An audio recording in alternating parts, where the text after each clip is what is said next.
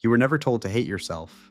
No one sat you down and said you shouldn't be who you are, but somehow you learned to shrink, to filter your words, to question your feelings.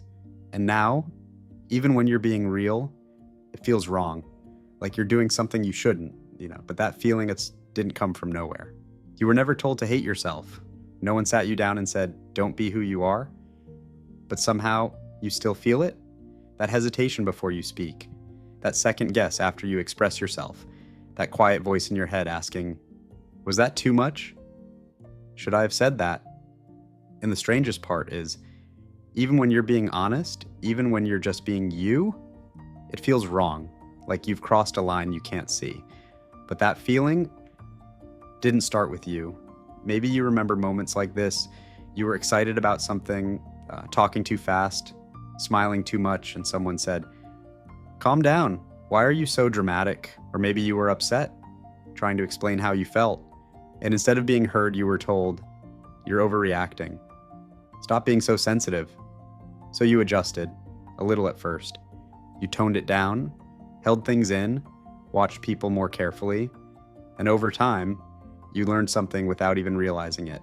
Being yourself had consequences. Not big ones, not obvious ones, just small shifts in tone, slight disapproval, a look, a sigh, a change in energy. And for a child, that's enough because when you're young, love doesn't feel unconditional. It feels earned. Pause for a second. Think about this. When you were growing up, what parts of you felt safe to show and what parts quietly disappeared?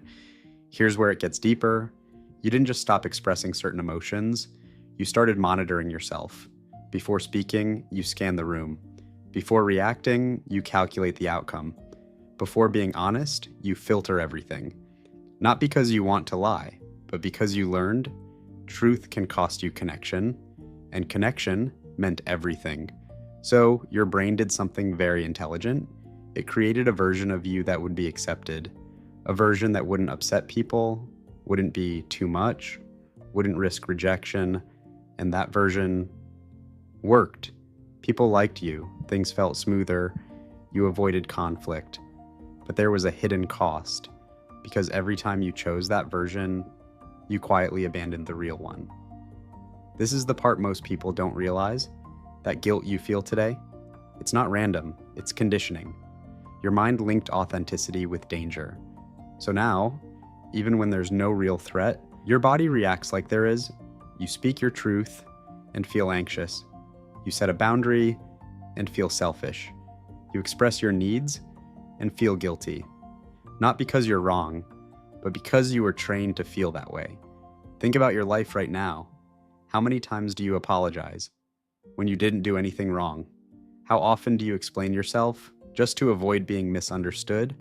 How many times have you stayed quiet even when something inside you wanted to speak? It doesn't feel like fear, does it? It feels like responsibility. Like it's your job to keep things balanced, to not upset anyone, to not be a burden. But here's the truth no one told you. You weren't too much. You were just in an environment that couldn't handle your depth. Pause again. If you remove the fear of being judged, who would you be? What would you say? How would you act? There's a moment that happens to people like you. It's quiet, almost unnoticeable, but it changes everything. It's when you realize the guilt you carry was never yours to begin with. It was given to you, passed down, reinforced, repeated until it felt like truth. But it isn't truth. It's just familiar, and familiar things feel real. The hardest part isn't understanding this. The hardest part is what comes after, because now you have a choice. You can keep being the version of yourself that feels safe, or you can slowly start returning to the one you left behind. And that won't feel comfortable. At first, it will feel wrong. You'll speak honestly and feel guilty. You'll say no and feel selfish.